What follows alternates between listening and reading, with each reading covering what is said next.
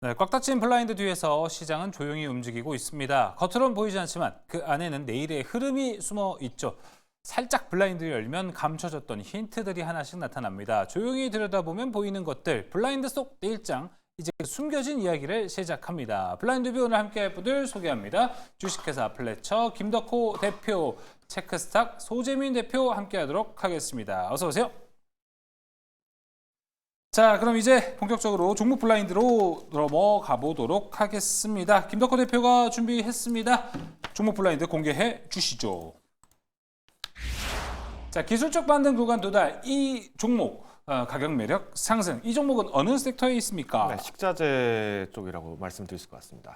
식자재에 있는 섹터다라고 이야기를 해 주셨습니다. 자, 지금 식자재에 대해서 소재민 대표는 어떻게 좀 생각을 하고 계신가요? 저는 사실 지금 시장 지수가 여기서 박스권 상단까지 돌파 시도를 하고 있는 와중에서 박스권 상단을 돌파 성공하면은 아무래도 시장의 분위기가 바뀌면서 강했던 실적주보다는 기술주 중심의 상승이 나오지 않을까 하는 생각을 하고 있거든요. 그런 관점에서 식품 관련주 아무래도 지금 삼양이 실적 바탕으로 잘 올라가고 있기는 한데 시장 분위기가 바뀌었을 때도 과연 식품이 과연 시장의 관심을 받을 수 있을까? 뭐 이런 경계심은 좀 들기는 하네요. 이 경계심에 대해서는 좀 어떻게 생각을 하십니까? 네, 방금 말씀하셨던 것처럼 사실 지금 식품 관련주들이 이제 좀 단기적으로 상승을 많이 했다가 또 그만큼 썰물처럼 주가가 또 많이 빠지기도 합니다. 그런데 저는 여기서 이제 종목별 차별화가 좀 굉장히 많이 나온다고 보고 있고요. 특히 우리가 이제 매매 관점으로 봤을 때는 이 수급이 어느 정도 조정기가 일어났는지 이것을 굉장히 유심하게 보신다면은 또 좋은 종목들을 더 많이 발굴할 수 있지 않겠나라고 생각하고 있습니다. 종목 상당히 궁금해지네요. 자, 그럼 바로 종목 공개해 보겠습니다. 블라인드 오픈! 대상이었습니다. 바로 이야기 들어보겠습니다. 네, 일단 대상 같은 경우에는 작년 6월에 이제 고점을 찍고 나서 주가 조정을 좀 많이 과감하게 받은 상태입니다. 근데 네. 이때 당시에 이제 고점을 찍었을 때 어떤 이슈들이 있었냐면은 이제 우리나라 이제 K푸드 열풍들이 불기 시작하면서 뭐 김밥 수출 관련해서도 뭐 이슈가 굉장히 많았습니다. 네.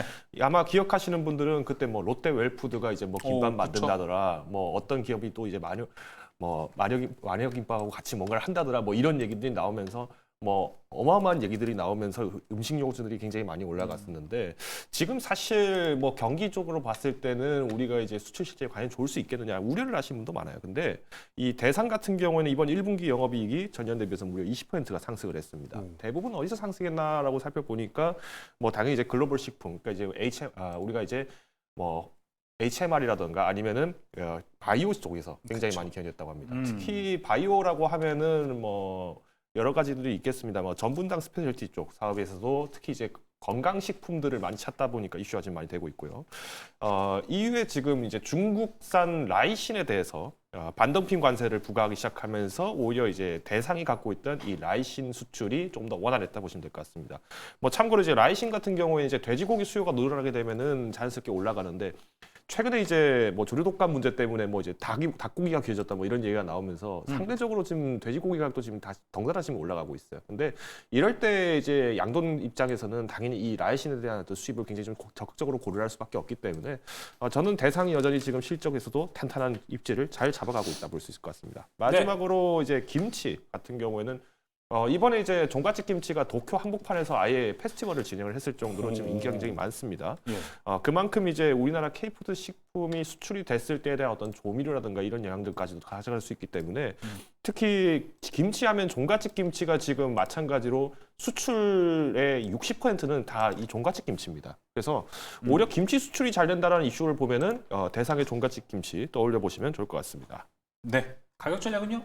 가격 전략은 우선 이제 지금 증권사에서 지난 16일경부터 해서 레포트를 굉장히 많이 내고 있습니다. 근데 이때 제시했던 게 한 3만 원에서 이제 밴드가 3만 4천 원 정도까지 이렇게 왔다 갔다 하고 있는데 오히려 저는 그보다는 조금 기술적으로 우리가 반등을 노려봤을 때 2만 4천 원 선에서 1차 목표가를 잡고 접근해 보시자 말씀드리겠습니다. 손절 가격은 상대적으로 좀 타이트한 19,800원 제시를 드리겠습니다. 알겠습니다. 이 시간에 김치 얘기하니까 좀 취약해지는 시간이 아닐까 생각이 듭니다. 가격 전략 이야기 들어봤고요. 자, 소재민 대표가 준비했습니다. 종목 블라인드 넘어갑니다. 블라인드 공개해 주시죠. 기술적 반등 구간 도달했습니다. 이 종목 가격 매력이 상승했다라고 하는데 기술적 반등 구간이니까 그동안에 좀 뭔가 조정을 받지 않았나 생각이 듭니다. 이 종목 어느 섹터에 있습니까? 오늘 핫했던 2차 전지 섹터입니다. 이야, 2차 전지. 지금 2차 전지를 갖고 온다라는 거는 그 큰 거 한 방이 있어야 되거든요. 모두가 그래서 이 종목 사야 되는구나라는 납득될 만한 뭔가가 있어야 되는데 기대해 보겠습니다.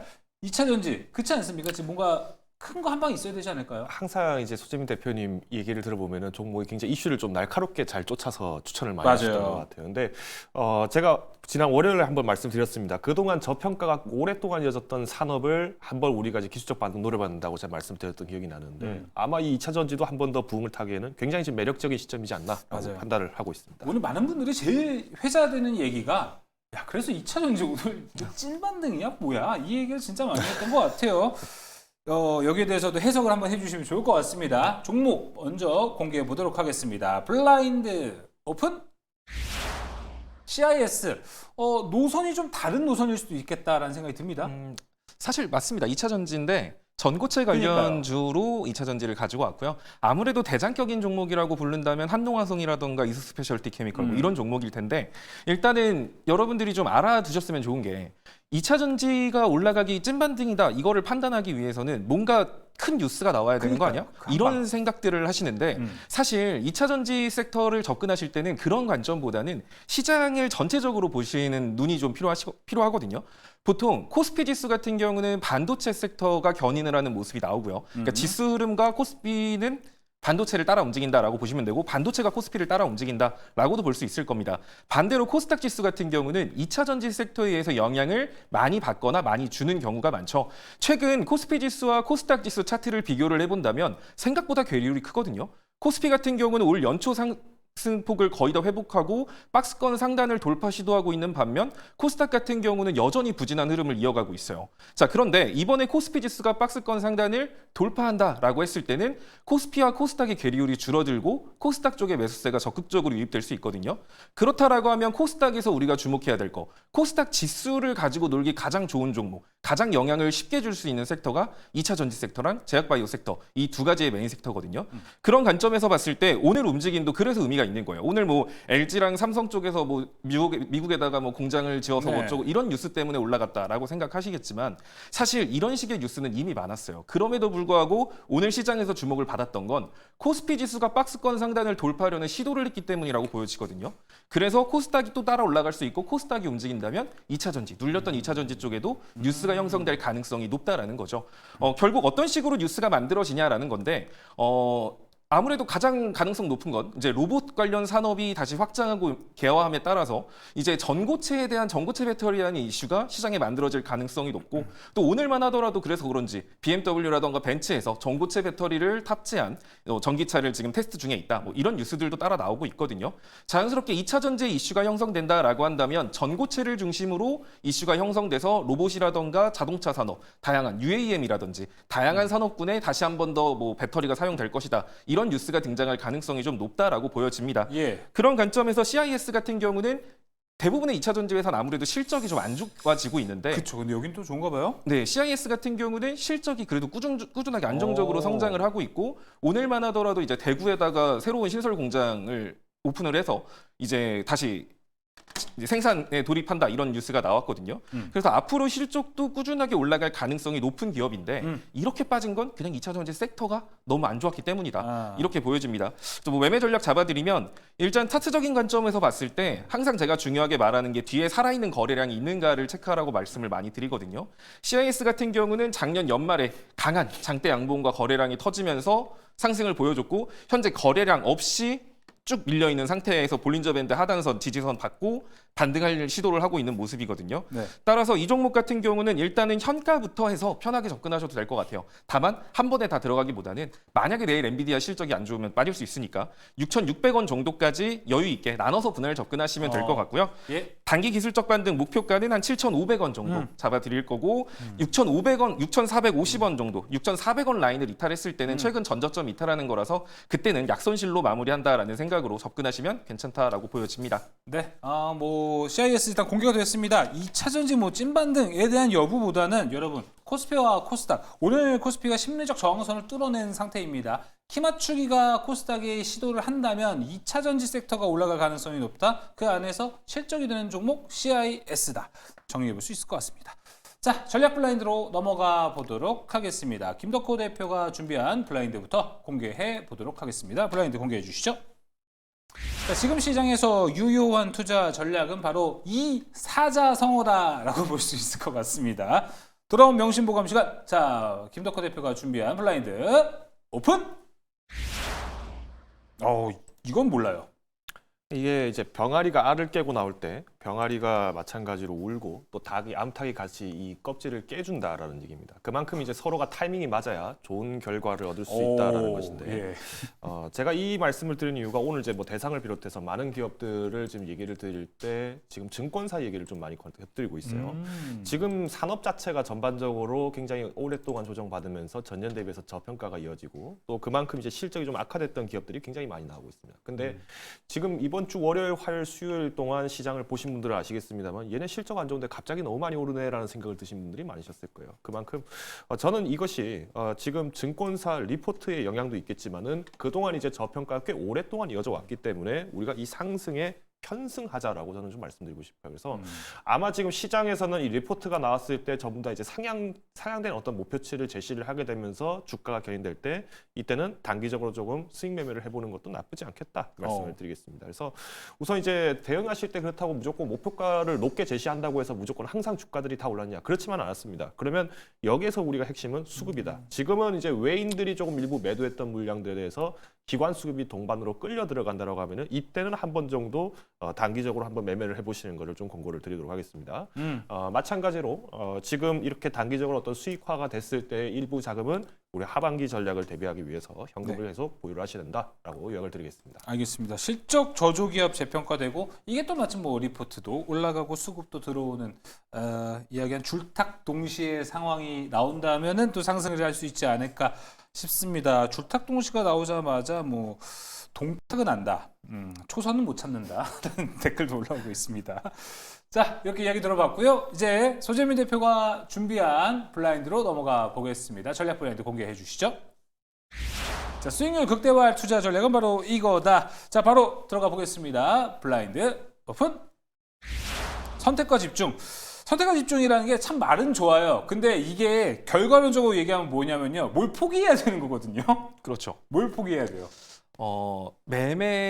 잦은 매매를 포기하는 게 좋다. 그러니까 종목을 자주 교체하는 것 있잖아요. 그런 매매, 그러니까 이거 샀다가 약간 수익 주면 다 팔고 또 다른 종목 보고 이런 식으로 잦은 매매 교체를 포기하시는 게 좋다라고 지금 말씀드리고 싶고, 이렇게 말씀드리는 이유는 아직 뭐 내일 엔비디아 실적 발표에 따라서 박스권 상단을 완벽하게 안착할지 아니면 다시 밀릴지 현 시점으로서는 단언하기 힘듭니다. 하지만 박스권 상단을 만약에 이번에 돌파한다라고 하면 시장의 분위기가 기술주 중심으로 바뀔 가능성이 높거든요. 아무래도 기술주에 돈이 쏠린다라고 한다면 시장의 돈은 무한한 게 아니에요. 외부에서 자금이 막 유입되는 게 아니라면 시장 안에 있는 돈들이 기술주 쪽으로 움직인다라고 하면 어딘가에서는 돈이 빠져나가게 되겠죠. 자, 이게 시장의 흐름이 바뀐다라고 말을 하는데 오늘만 보더라도 방위산업이라던가 조선, 해운 이런 쪽에서 자금이 이탈하는 모습을 좀 보셨을 거예요. 이런 식으로 최근에 강했던 종목군들에서 자금이 이탈해서 기술주 쪽으로 쏠림 현상이 나올 가능성이 높기 때문에 지금 시점에선 여러분들이 기술주 중심으로 선택을 해서 집중하시는 게 좀 좋다. 그중에서 뭐 대표적인 건 개인적으로 계속 반도체를 중요하게 생각하고 있고 2차 전지도 오늘 충분히 끼는 보여줬다라고 생각을 합니다.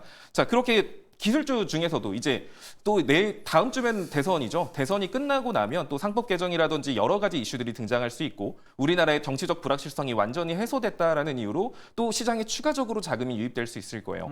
그랬을 때 상법 개정이라든가 이런 다양한 시장의 추가 자금 유입 등을 생각해 봤을 때는 또 대형 기술주들 위주로 안정적인 상승세가 이어져 나올 수 있거든요.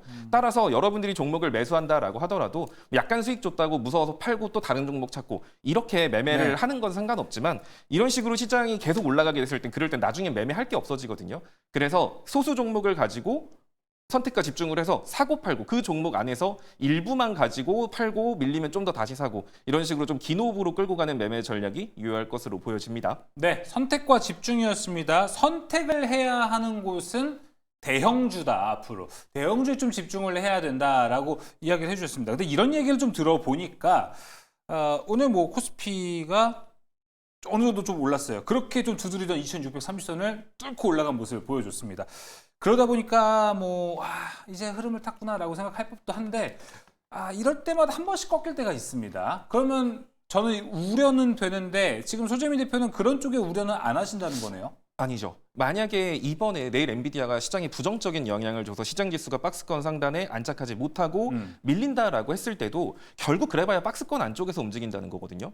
그러면은 대형 기술주 같은 경우는 보통 시장 지수를 추종을 하게 돼요. 그럼 시장 지수가 빠지면 당연히 대형 기술주는 빠지겠지만 어차피 박스권 매매로서 접근한다라고 했을 때 아래 구간에서 내가 약간의 추가 매수라든가 이런 식으로 대응을 했을 때 다시 박스권 하단을 딛고 반등이 나왔을 때 이럴 때부터 다시 또 수익권으로 분할 매도하기가 쉽거든요. 그러니까 즉 대응 자체가 난이도가 높지 않다라는 거죠. 그래서 그냥 뚫고 올라가면 그거 나름대로 좋은 거고 만약에 못 뚫고 밀린다라고 하더라도 박스권 중하단부에서 약간의 추가 매수로 대응을 했을 때 어차피 시장 지수 추종하고 결국 박스권 뚫는다라고 하면은 크게 여러분들이 난이도가 그렇게 높지 않게 안정적으로 수익을 쌓을 수 있다 이렇게 보시면 됩니다. 네, 상승하면 더 좋고요. 네, 그렇죠. 박스권 매매 상이라도 우리가 현재로서는 좀 난이도가 낮은 상태의 흐름이다라고 읽어볼 수 있을 것 같습니다.